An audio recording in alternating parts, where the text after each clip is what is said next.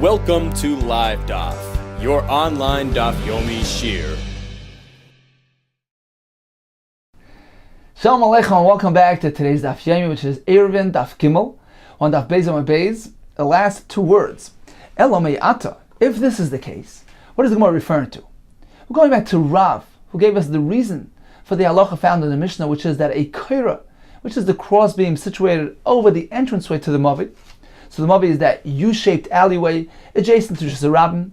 So this mavi is technically a Rishus HaYachid, and one can carry within this mavi. The Chacham were concerned, however, that one may confuse the mavi with Rishus Harabim, which it's right next to.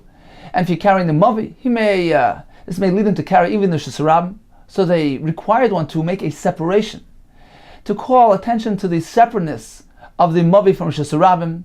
So one of the methods is the kaira, placing a beam across the entranceway to the mavi. One takes a look at that kaira, it appears like he's entering a new makom, a new rishus. So it creates that entranceway, that pesach to the mavi, and it separates the mavi from Rishus Harabim.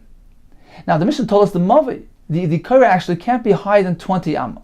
Rav explained the reason for that is because we learned from the Pesach of the Heichel, from the entranceway to the Heichel, which was no higher than 20 amas. So we learned from there that the concept of Pesach, the entranceway, is only if it conforms to these guidelines. It can't be too high.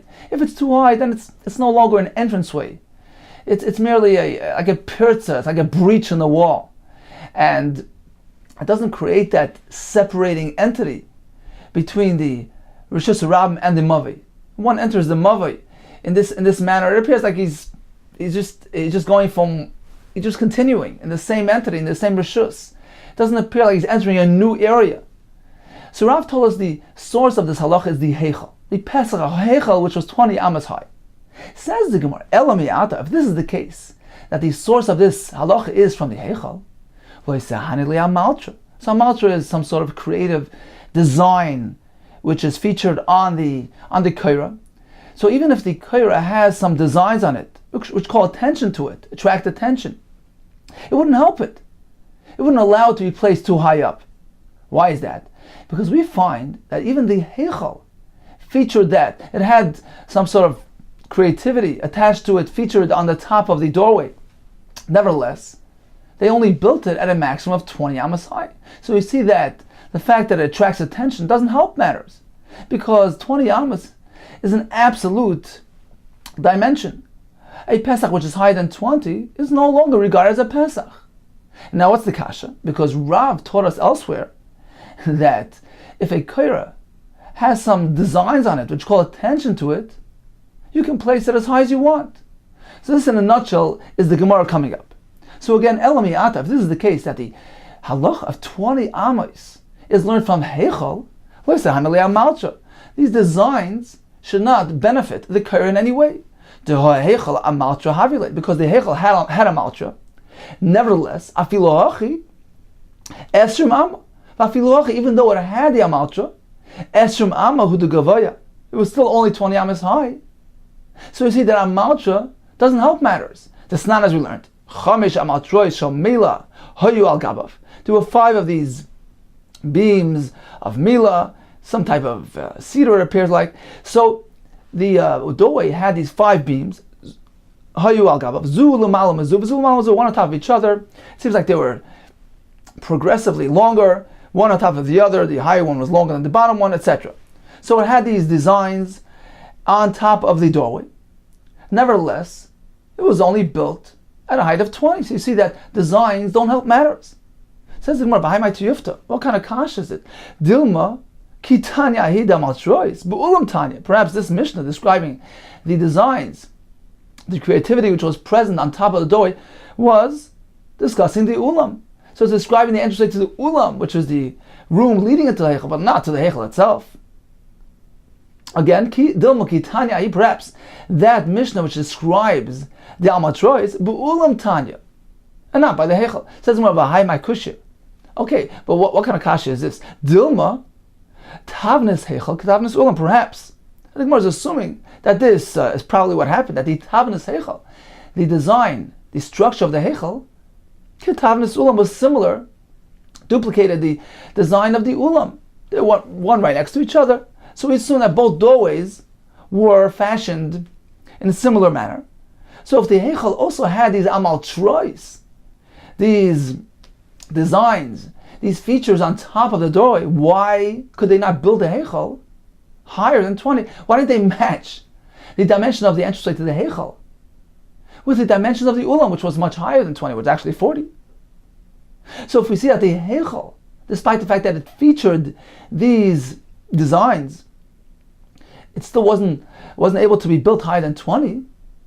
Likewise, when it comes to the Kaira, to the Mavi, which is learned from the Heichal, you can't build it higher than 20, even if it has those designs. If so, Allah Ma'amar Rabbi Lo Amar Rab. Why did Rabbi Lo teach us the name of Rav? He taught us two halachas, actually two leniencies when it comes to a Kaira. The Mishnah later tells us that a Kaira is meant to resemble a beam which is part of the structure of the Mavi. So it looks like part of the actual construction. So it needs to be something of significance. It has to be durable, able to support a brick on it.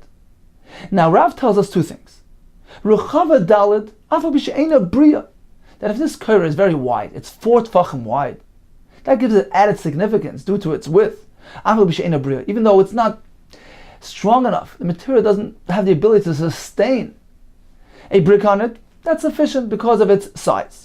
That's number one. Number two, he told us, if the Kaira has some sort of design which attracts attention, in that case, even if the Kaira is placed above 20 amis, you don't need to bring it down.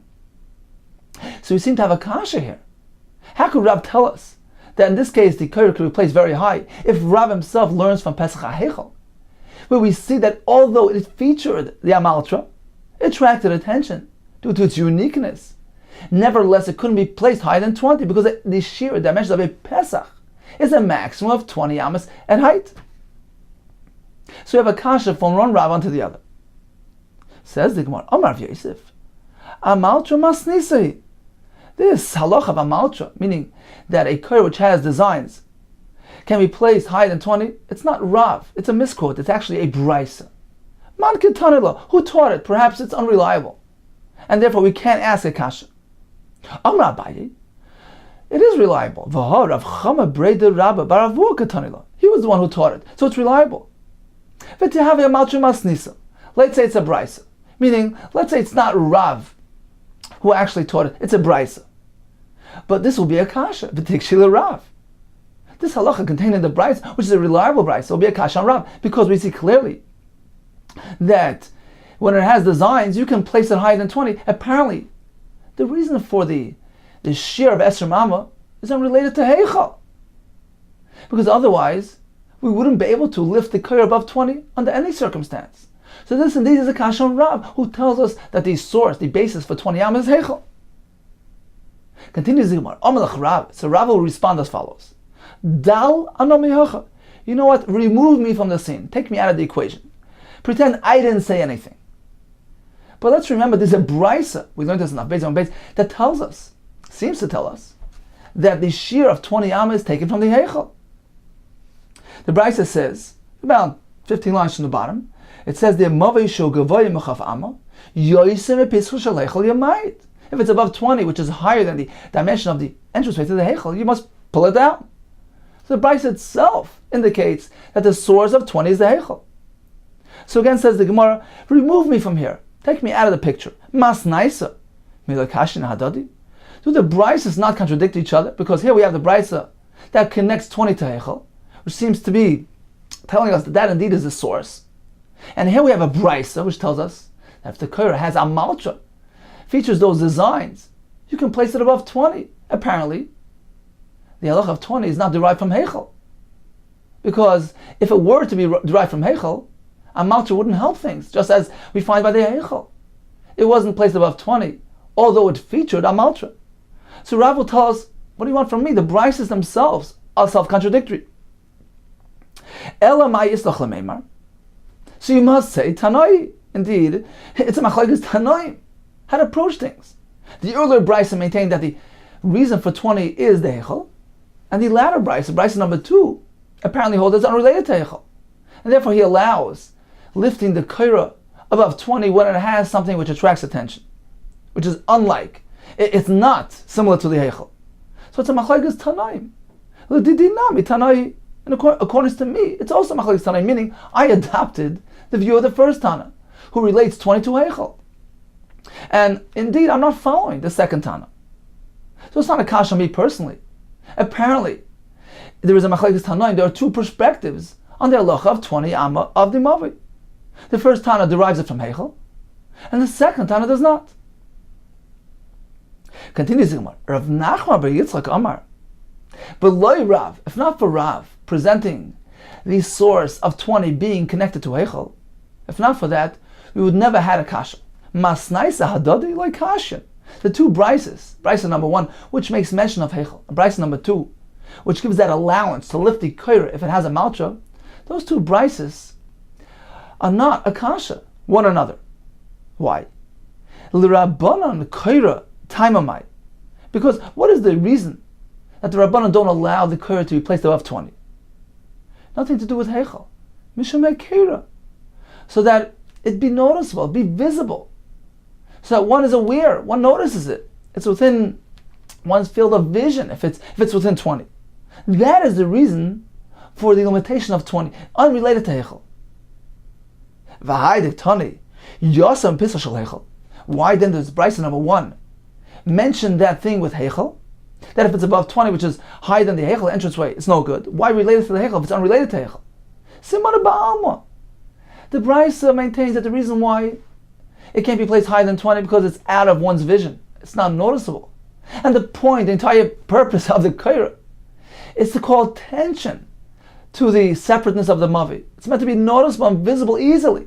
If it's too high, one won't notice it. And you've missed the point of the kaira. Therefore, you must place it within 20. The reason why the brisa mentions heichel is simana ba'alma. It's simply trying to give you a way to remember, a formula. So you remember, number 20, the simon is, it's like the Pesach of heichel, but really, it's not based on the same concept. It's not based on the same principle. So this is Rav Nachman bar Yitzchak's approach, that the shiur of 20 is not some sort of halachic formula which is required to create a Pesach. That was Rav's approach. Rav said, we need a shiur of Pesach. We need to conform to the dimensions of an entranceway. It needs to be a halachically valid entranceway, which is up until 20, which is learned from the heichel. According to him, you can't lift the kaira even if it has designs which attract attention to it. Because at the end of the day, the entranceway is higher than 20. It's not a Pesach. Whereas Rav Nachman bar Yitzchak's approach is totally different. He says the point of 20 so that it's visible, that it's noticeable, that it calls attention to the fact that you're entering a new rishus. This is not rishus harabim. And this accomplishes the purpose that the Chacham were trying to do. If it's above 20, it defeats the purpose, it's not noticeable. But if that kaira is designed with some sort of feature which attracts special attention, like the amaltra, in this case, it can be placed even higher, because there will be heker. It will be noticeable and visible. Let's take a look at Rashi right here off to the side. On the right side, the words Beloy Rav is the beginning of Rashi here, Beloy Rav. So this is Rav Nachman responding. If not for Rav, the whole kasha would have never began. Eloy have a mafarish Rav lemasnisa kamaisa. If not for the fact that Rav explained the brisa number 1, and he learned from it the Rabbanon meichel gamri, that the Rabbanon who gave us the limit of 20 learned from heichel. If not for that, there would never have been any difficulty. Masnaisa hadodi loy kasha. The brisa number 1, which mentions heichel, and brisa number 2, which allows lifting the kaira due to the fact that it has those designs, it would never have been any kasha, one on the other. The bein lahi masnisin, ubein loha masnisin amalcha, between both brisas. Why? Kair l'Rabbanan tamamai. Why did Chacham require bo toich chaf amma? Why they require to be within 20 amma? Mishum heker. So people will notice. They will know that there was a tikkun done. There was an adjustment done to the mavoi. And nobody will come to confuse things, mix the mavoi, which is a rab, they'll see that it's a separate entity. And that is the exact reason why amatra helps. They give it the mistaki inshi. Since people notice it, attracts attention. Even if it's placed way up beyond 20 amas, there's still noticeability and visibility, and it accomplishes the purpose. If so, we have one thing to answer. Why does Brisa number 1 make mention of Heichal? Why does the first Brisa mention Yois and Pisal Shalechal? Not because we learned the concept from there. It's not related to Heichal. The Brisa is merely using a simon, a way to remember. You shouldn't confuse the number 20 and substitute it with 30 or 40. So I'll give you a way to remember. So have in your hands a way to remember, which is the size of the Heichal, which was 20 amis. So again, in summary, according to Rav, the source of 20 is Heichal. And therefore we do not allow Al-Maltra to change things. Whereas Rav Nachman's approach is that the point is Heker should be visible, noticeable, and if it's extra noticeable, it has these designs attached to it, you can place it even higher than 20. Continues the Gemara. Now, if you remember, we began the Masechta with a quote from Masechah Sukkah. We find a similar discussion. A Sukkah which is above 20 is puzzle, contributed its kasha.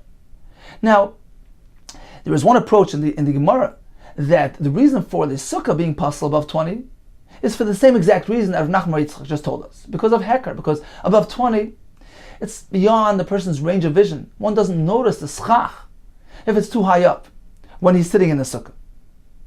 Says Gemara, if so, why do we need both discussions? Why does the Mishnah need to present us with the halacha of Sukkah and the halacha of Mavi? In both cases, similar halacha, similar shita, similar machlekes. Why that repetition? If they're both based on the same concept. That according to Tanakama, we need 20 and no more, so it'll be visible. According to Yehuda, even higher is okay. Why that repetition? Says Rav Nachman Yitzchak, according to this approach, that the reason for Eruvin, the reason for Mavi, being within 20 is on account of visibility. We can understand. If he does not concur with Rabba's approach, which was the reason why a sukkah needs to be within 20, because it should be noticeable. If he doesn't agree with that approach, then fine. Then it's based on a different reason, as discussed in the beginning of Masechah Sukkah. And the two concepts, the two topics of Sukkah and Mavi are totally unrelated, and therefore the Mishnah repeats them. But if Rav Nachman holds like Rabbah, that the reason for Sukkah is also based on the same concept. So your generations should know and be aware when they sit in the Sukkah, that I've sat you in Sukkahs when I took you out of Mitzrayim, meaning this is a drasha, that when we sit in the Sukkah, we're meant to be aware, we're meant to notice the schach, pay attention to it, and realize what's happening. And the Shiur is as follows: Ad Esrim Abba, until 20, meaning if the schach is up to 20, a person, when he's sitting in the Sukkah, notices it's within his range of vision. So he notices the schach, he realizes I'm sitting in a Sukkah, and he's aware of the nes that Hashem did. But if the Sukkah is too high up, it's above 20, a person is not aware, he's not conscious of the fact that he's sitting in a Sukkah, because a person's eye doesn't really reach that high. Ordinarily speaking, a person doesn't lift his head up, way up in the air, and he doesn't notice it. He's not readily aware of the fact that he is sitting in a Sukkah. Alma gabe Sukkah nami. Apparently, the machlekes by Sukkah, we did Tanakama, who gives us a limit of 20, and Rabbi Yehuda over there as well, who tells us it can be above 20, is based on the concept of heker, of noticeability and visibility and awareness. If so, we have a kash. If flugi b'tati lami. Why do they need to have the machlekes in both cases, by Sukkah and by Mavi, which are based on the same concept? Why that repetition? Says the Gemara, we need to discuss them both independently, because perhaps there's room to differentiate, to make a distinction between one topic and the other. And therefore, the Mishnah needs to present us with both halachas. Tzricha, they're both needed. Yashmin and Gabi Sukkah, because if the Mishnah would only teach us the halacha of Sukkah, I would say perhaps, B'haka Amar Rabbi Yehuda. It is only by Sukkah where Rabbi Yehuda maintains that even a schach above 20 is okay. Kiven deli shiva avida. Since a Sukkah is meant to be sat in, Sholta be'ena. So while a person's sitting, he tends to browse around. He's going to notice the schach despite its height. However, a mavi which is meant as a walkthrough. Generally, when people walk, they don't lift their eyes way up to the sky. Perhaps some people would agree to the Rabbanan that if it's beyond 20, it's very beyond one normal field of vision, and he won't notice it. Therefore, Rabbi Yehuda would agree to the limitation of 20. And that's why the Mishnah has to tell us no.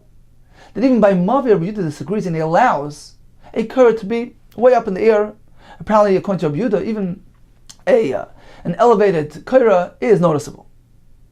V'yashmina baha.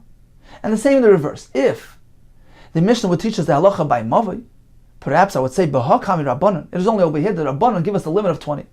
Because while a person is walking, he doesn't generally notice something high up in the air. Ava bahach. But by sukkah ema, perhaps I would say moidule the Rabbi Yehuda, they will agree to Rabbi Yehuda, that when one is in a sitting position, he will notice something more easily, even if it's up in the air. Perhaps they would agree to Rabbi Yehuda that a schach which is beyond 20 is fine, tzricha. That's why the Mishnah needs to present us both topics, sukkah and mavi, to teach us that there is machlokes by both of them. Continues the Gemara. So we discussed the amaltra, which is present on the Korah.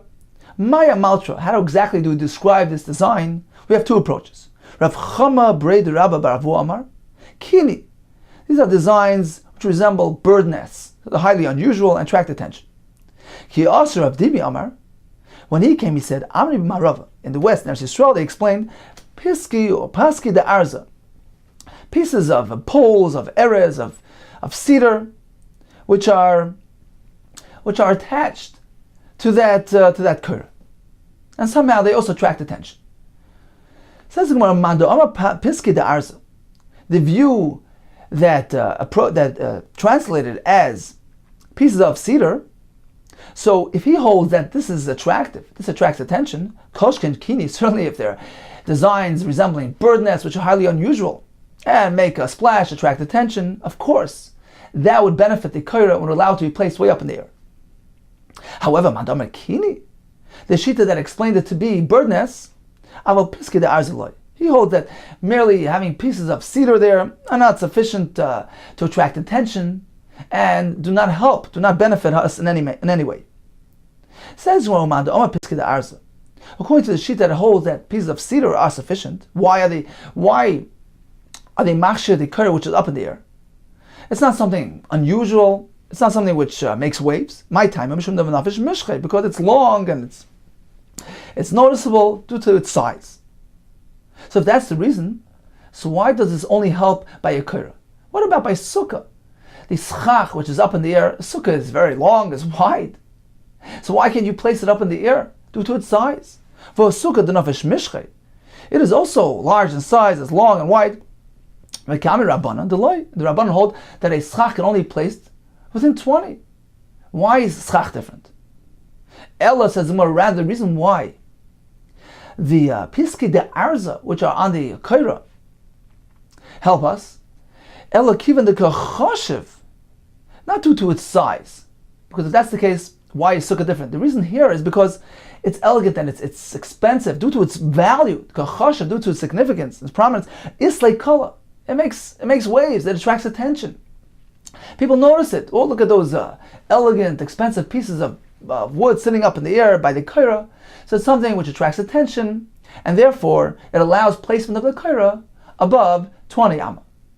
So in summary, regarding the halacha of a Korah, which needs to be at a maximum of 20 amma, we have two approaches. What is the reason for this halacha? Rav says we learn from the Pesach HaHeichel that an entranceway cannot be higher than 20 amma. According to Rav, even if the Korah has amaltra designs, it doesn't help matters, because at the end of the day, the entranceway cannot be higher than 20 amma. According to Rav Maritzchak's approach, the reason for a Korah being placed at 20 amma is simply so that it's visible, it's noticeable to the passerby. According to him, if there's another way to attract attention, like placing the amaltra on it, we have two translations, either kini, bird nest, or piski de arzi, pieces of cedar, so these things attract attention. In this case, the Korah can be placed even higher than 20 amma, since it will have heker and will be noticeable. Continues the Gemara. What if we have the Korah partially below 20 amma and partially above the 20 mark? Same by schach. If it's partly below the 20 mark, partly above the 20 mark, is it kasher? We're going to have a four-way machlokes. Says the Gemara, mixas Korah b'seich esrim, if part of the Korah is within 20, and it's kosher, or mixas Korah l'malam esrim, a part of it is above 20, beyond the dimensions. Mixes schach b'seich esrim, if part of the schach is within 20, or mixes schach l'malam esrim, a part of it is above 20. So it's half in, half out. What is the halach? Amar Rabba, b'movi kosher. Concerning the koyer and the movi, it would be fine. B'sukkah puzzle, but the schach which is built in this manner is considered to be puzzle. Says Gemara, what is the difference between one and the other? Ma'ishno b'movi the kosher. Why do you say that a movi is kosher? That means kloish. Because we say, listen, shave it off. Let's view the portion that's above the 20 mark as if it's non-existent. And we just reckon with a part that's within 20. And which is fine.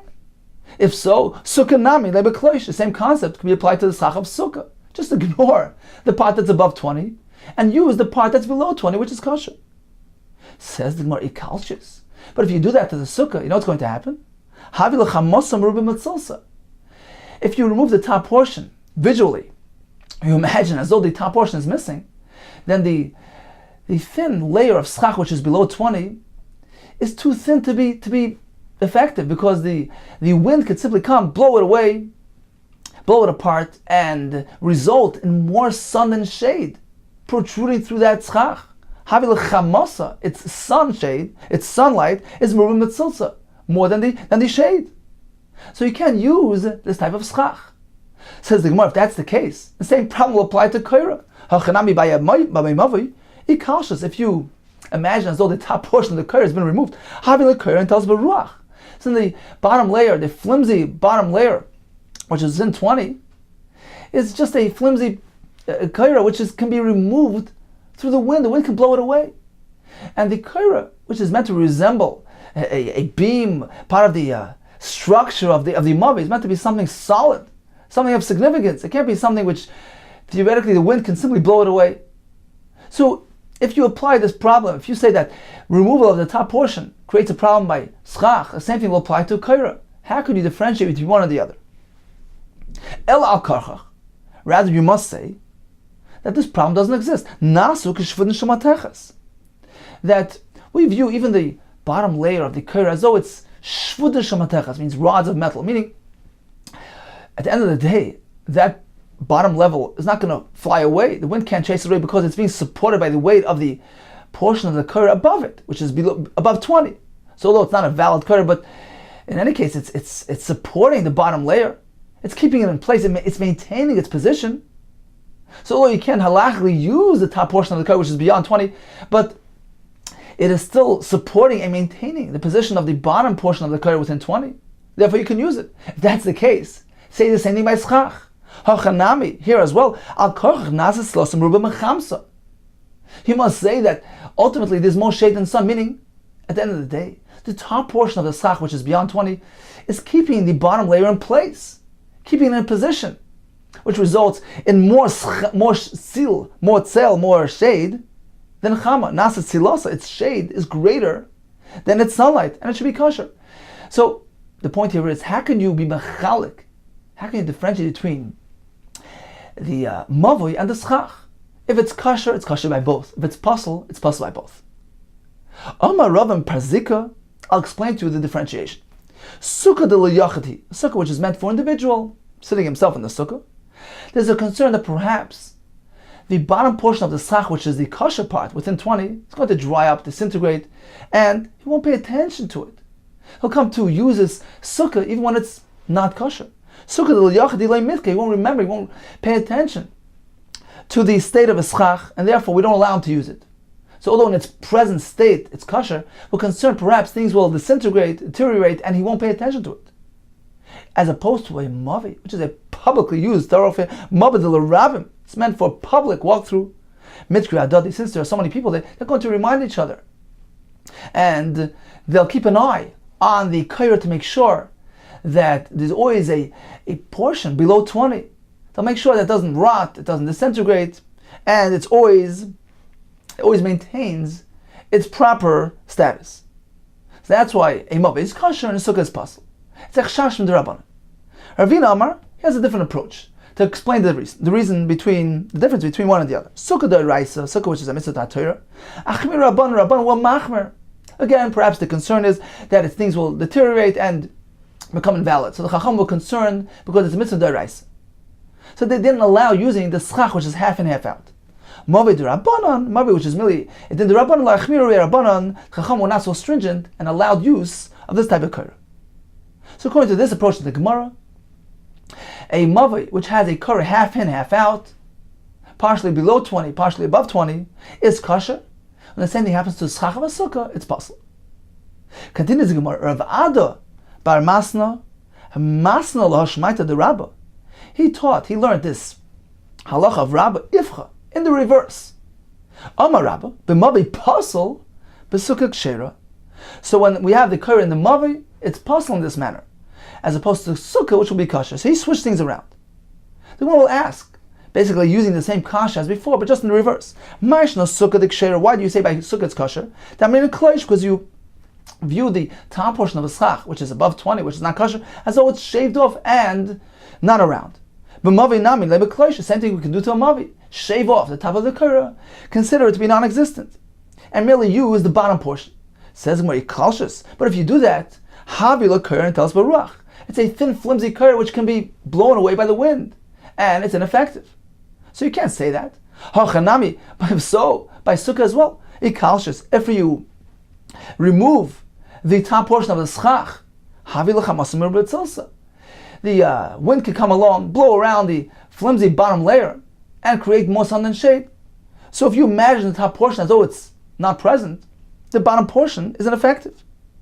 Says the Gemara, El al-Kach, so you must say, Nasis Slosam Ruba Machamsa, that ultimately there's more shade than sun, due to the fact that the upper level of the schach is maintaining the bottom level in place. Hachanami, if that's the case, by sukkah, apply the same thing to mavi. Let's view the bottom layer of the Korah as though it's metal, it's durable, it's not going anywhere, because the top portion is maintaining it and keeping it in place. So how can you differentiate between sukkah and mavi? Amarav and prazika, I'll explain to you the difference. Sukkah de l'yachati, he's going to say similar svaras, but now in the reverse. Sukkah de l'yachati, sukkah which is intended for individual personal use.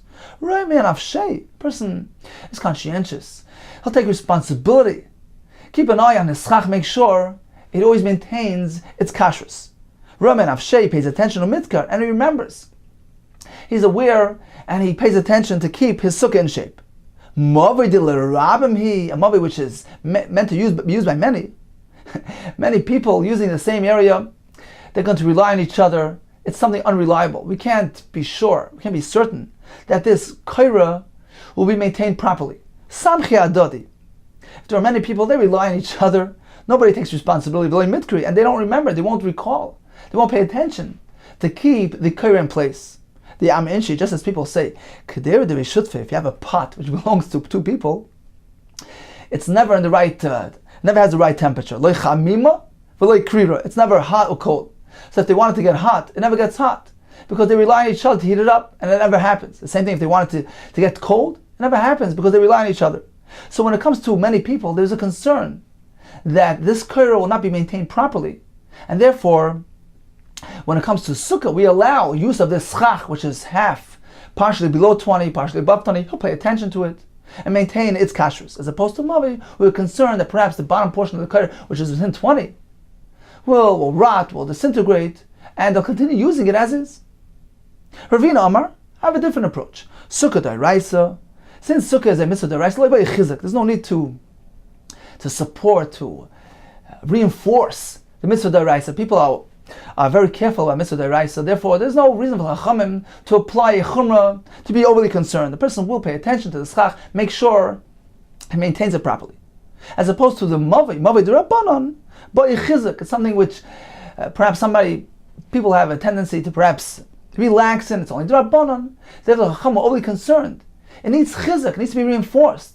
So if the Chacham are concerned, perhaps people will not be careful enough with this Korah, and that explains the difference between sukkah, where the Chacham allowed use of this type of schach, as opposed to mavi, where the Chacham did not allow the use of this Korah. It says, my havela. What was the conclusion to this halacha? If we have a Korah or schach, which is partially below, partially above, can we use it or not?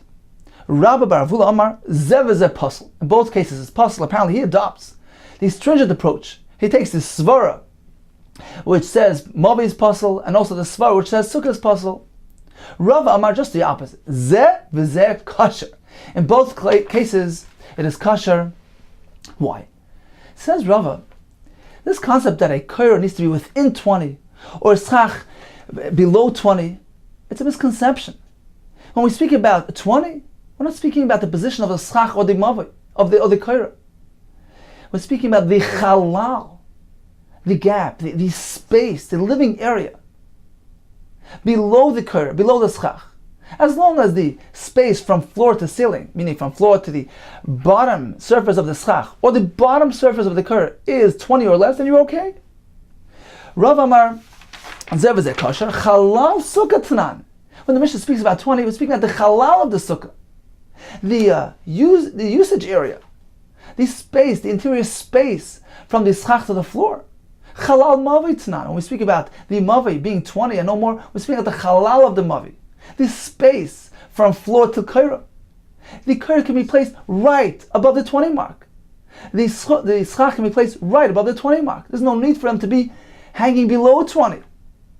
Therefore, Rabbi says, certainly it's kosher, because if it's within 20, even part of it is within 20, there's no question. It doesn't even need to be within 20 at all, as long as the space, the gap, the interior area from floor to the bottom surface of that koira, or the bottom surface of that sukkah, it's 20 or less, you're okay. Continues the Gemara, Amalei Rav Papa l'Rava, I'll bring you a raya to your approach. Tanya the Messiah, there's a brisa which supports you. Mavi shel gavoya me'esrim amma. If a mavi is higher than 20, yois and pisach lechel, higher than the entranceway to the hechel, you must minimize the size of that entranceway. Now, if we compare it to the hechel, let's take a look at the hechel. Veichel gufay chalal yesrim. The hechel in itself had a halal. Its entranceway was 20. The space from floor to the doorpost on top was 20. So we see that the discussion of the shiur of 20 relates to the entranceway. As long as you can enter an area which is no higher than 20, then you're okay. Continues the Gemara. Eisvei Rav Simi bar Rav Ashi Rav Papa. So you ask the Makasha, how can you say that the shiur 20 relates to the halal? We have a brisa which indicates otherwise. This is a Tesefta. Keitzad hu oisa. How does a person construct his koira on the mavoi? Maniach koira misfas esrim lamata. He places the koira from the 20 mark below. So he places it from the 20 on down. Apparently, it needs to be within 20. Says Gemara, Ema, read as follows, interpret as follows. Ulamala. It can be placed at point 20 and above. Meaning as long as it's resting at the 20 mark, you're okay, even though the koira really extends above. Says the Gemara, how can you say lamala? For lamata ktani, the brisa clearly says lamata. Says the Gemara, the word lamata here is not a reference to the koira which is placed at 20. The point here is to teach us another halacha. We know that there's a minimum as well. Just as there's a maximum, it can't be beyond 20. The koira can't be placed within 10 tefachim to the ground below. And the brisa is teaching us that when we speak about 10 tefachim, it needs to be a halal of 10 tefachim. You need to have a space of 10 tefachim from floor to the bottom surface of the koira. So you need to place the koira at a minimum on top of that 10 tefach mark to allow a space below it between the koira to the floor of 10 tefachim. So that's the point of the brisa here. How come Mashman, the brisa is teaching us the lamata kalamala, that the same concept that applies lamala up at the 20 mark applies lamata down at the 10 mark. Lamata kalamala, the minimum has the same din as the maximum. What does that mean? Mala mala chalala esrim. Just as the shiur on top, meaning the maximum, the 20 amma shiur, is in reference to the halal esrim, the space of 20. So as long as there's a space between floor to the koira, to the bottom surface of the koira, which is 20 or less, you're okay. Af lamata chalal asor. Likewise, when we speak about the shiur lamata, the minimum down below, which is 10 tefachim, you need to have a halal of asara. You need to have a space of 10.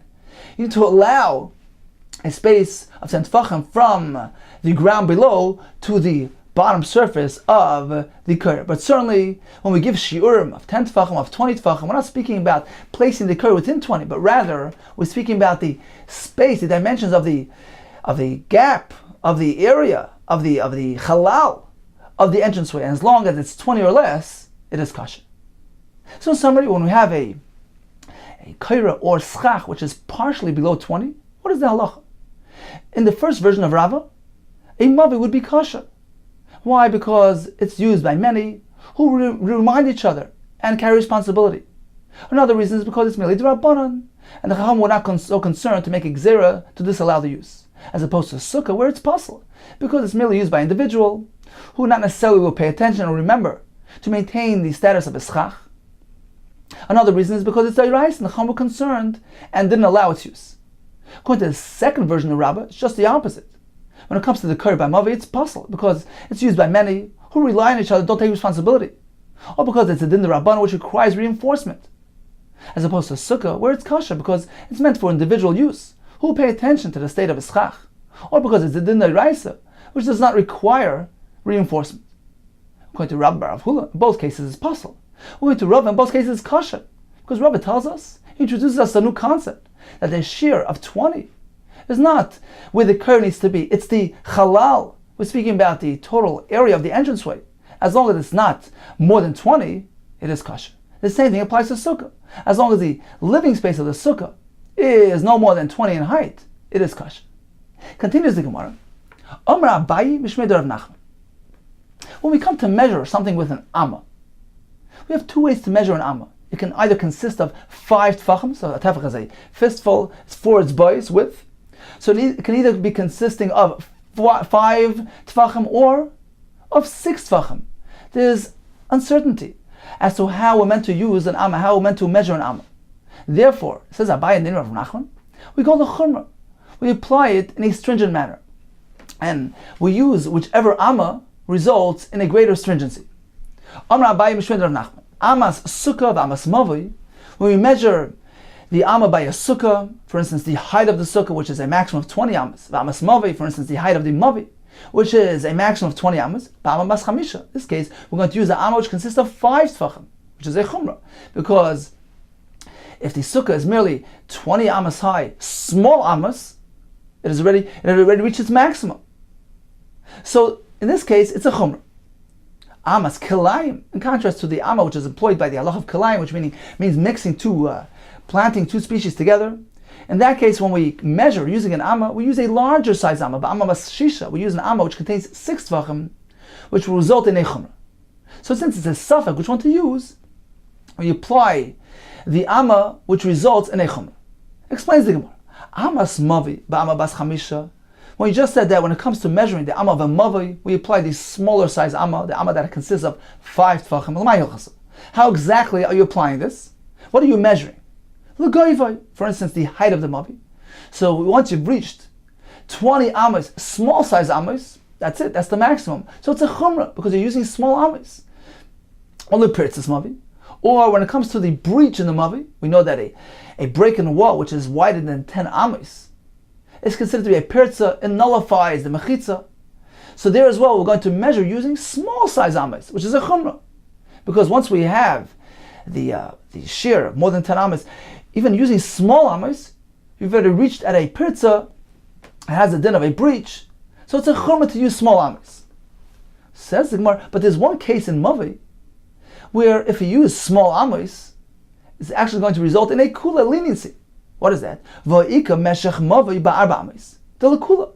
What is the minimum length of a mavi to enable a leche v'kar to reply to it? We're going to learn this later in the Gemara. It is a minimum of 4 amas in length. Now in this case, using small size amas which contain only 5 tefachim, results in a kula, because we require only a shorter mavi, one which consists of 4 small amas. So it's a kula here. How can you apply a small amma? Says Mar Commander Omar, apparently Rav Nachman does not hold that the minimum length of a mavi is 4 amas. Rather, he holds like the shita that gives us a minimum of 4 tefachim, in which case the concept of amma doesn't apply altogether. If you buy a sema or another teretz, barba amas. Yes, indeed, he holds that the length of a mavi, the minimum needs to be 4 amas. V'reiv amas kamar. When Rav Nachman tells us that we apply the smaller size amma to measuring a mavi, he means the majority of applications at a mavi will come out a chumrah if you use small size ammas. But certainly in the event where it results in a kula, such as measuring the minimum length of a mavi, in that case certainly we're going to apply a large size amma, and we require 4 amas of the larger amas, the 6 tefach amas. Continues the Gemara. Amas sukkah, bama mas chamisha. You told me that we measure sukkah using a small size amma, the amma that contains 5 tefach. How exactly do we apply this? L'goiva. For instance, measuring the height of the sukkah. So once you reached at the point of 20 amas, even using small amas, that is the maximum height of a sukkah, so it's a chumrah. Ula doifin akuma. Or when it comes to measuring the doifin akuma, Rashi describes it as being schach pasel, which is set at the perimeter of the roof. So all around the sides of the schach, you have invalid schach. So the halacha is halacha Moshe Sinai, that if the width of this schach is less than 4 amas, then it's okay, because we view the wall of the sukkah as though it's bending over and reaching until you get to the schach kasha, which is in the middle. So that allows you to sit on the schach kasha. So the halacha doifin akuma is dependent on a 4 amma measurement. So here as well, we're going to use what type of amma? The small size amma. We're only going to allow the schach pasel if it is less than 4 amas, the small size amas. That's a chumrah. So you understand that in both of these applications, whether the height of the sukkah, which is 20 amas, or the width of the pasel schach, which creates that crooked wall, which is 4 amas, we understand that applying a small amma results in a chumrah. Says the Gemara, but there's one scenario in sukkah where applying a small amma will result in a leniency. Va'ika meshach sukkah, the width, the dimension of the sukkah, the width and the length of the sukkah is be'arba amas, which is measured using 4 amas. The kula. In this case, using a small amma is a kula, because you only require 4 amas, the small amas. The Sanyas we learned, Rebbe Oimani, I hold, kol sukkah, she'ein bo dalad amas, al dalad amas, psula, a sukkah which does not have a dimension of 4 amas length by 4 amas wide is possible. So applying a small amma in this case is a kula. How can you do that? Says the Makar Rabbanon. Apparently Rav Nachman holds like the Rabbanon that don't apply amas to the size of the sukkah. The Amri, they say afilu, even if it's very small size, afilu ina machzekes el roishay, even if it only contains, it's large enough for a person's head, v'rubai, and most of his body, v'shulchanin's table, which is a total of 7 tfachim, that is sufficient for the size of sukkah. So according to this approach, we don't measure the width and length of a sukkah using amas, so it's irrelevant. Alternatively, lo'ilam Rebbe, Rav Nachman holds like Rebbe that a sukkah needs to be 4 by 4 amas. V'roiv amas kamar. When he told us that we apply these small amas to sukkah, he meant in most cases, but certainly in this case, we cannot apply these small amma. Rather, we use a large size amma to measure the minimum dimension of a sukkah. We need 4 large size amas. What about amas kalayim, b'ama bas shisha? When he said that we apply the amma bas shisha to kalayim, what did he mean? What does this mean? L'karachas hakerem u'l'machal hakerem. Karachas hakerem is a bald area inside the kerem, inside the vineyard. So it's a empty space within the vines. U'l'machal hakerem is an empty space surrounding the vineyard, between the vineyard and the fence. We're going to learn the details coming up. This is not as we learned. Karachas hakerem. How large must this empty space inside the vineyard be to allow planting some other species within it? It needs to be at least 24 amas. Otherwise, you can't plant anything else within it. It appears like it's mixed with the vineyard. As long as you have 16 amas, you're okay. What is that? So that's the space between the vineyard and the fence. How large area must that be to allow planting within it? As long as it's 16 amas, you're okay. You'd have at least 12 amas. What is karachas hakerem? Kerem shecharem tzisai. So the middle of the kerem got destroyed, uprooted. You have a gap there, a space there. So according to Beis Hillel, you need a minimum of 16 amas to allow planting within that area. If there are no 16 amas there, you can't plant anything else in there. But if there were 16 amas there,